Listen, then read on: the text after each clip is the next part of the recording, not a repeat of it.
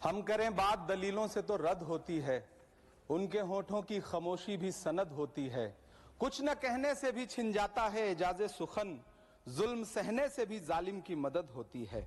सभापति महोदय, मैं राष्ट्रपति के अभिभाषण पे अपने बात रखने के लिए खड़ा हुआ हूं।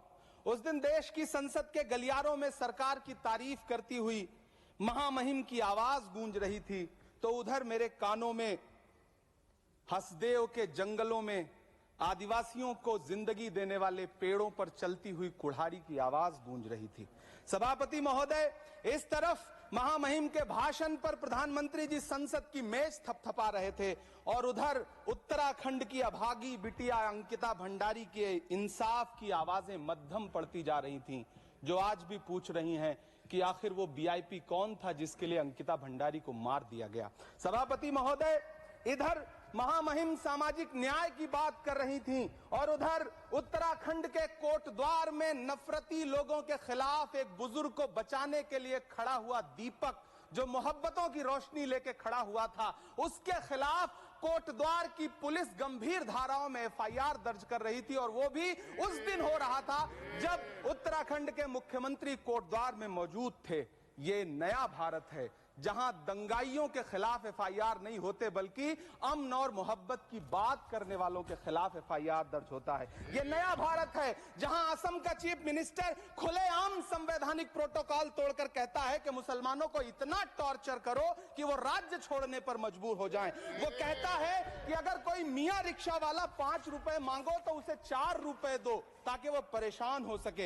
ये नया भारत है जहां बरेली में खाली घर में नमाज पढ़ने पर पुलिस मुकदमा दर्ज करती है। ये नया भारत है जहां क्रिसमस की तैयारी करते हुए ईसाइयों पर सरकार मुकदमा दर्ज करती है।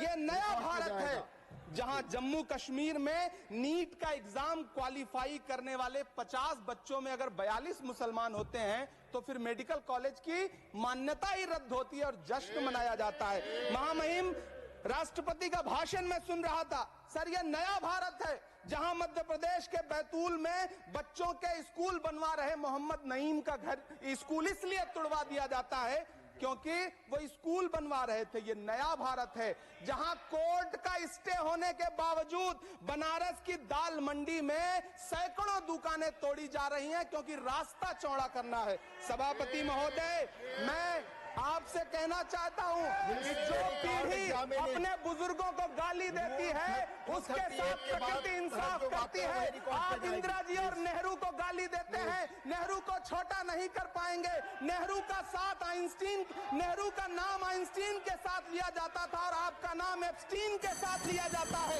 आपको ये बात समझनी पड़ेगी। सभापति महोदय, मुझे 1 मिनट बोलने दें, मुझे कंक्लूड करने दें। डॉक्टर सुमेर सिंह सोलंकी, डॉक्टर सुमेर सिंह सोलंकी, आपकी बात रिकॉर्ड पे जाएगी। डॉक्टर सुमेर सिंह सोलंकी, जो आपका समय था मैंने बोलने दिया। धन्यवाद माननीय सभापति महोदय। नर्मदे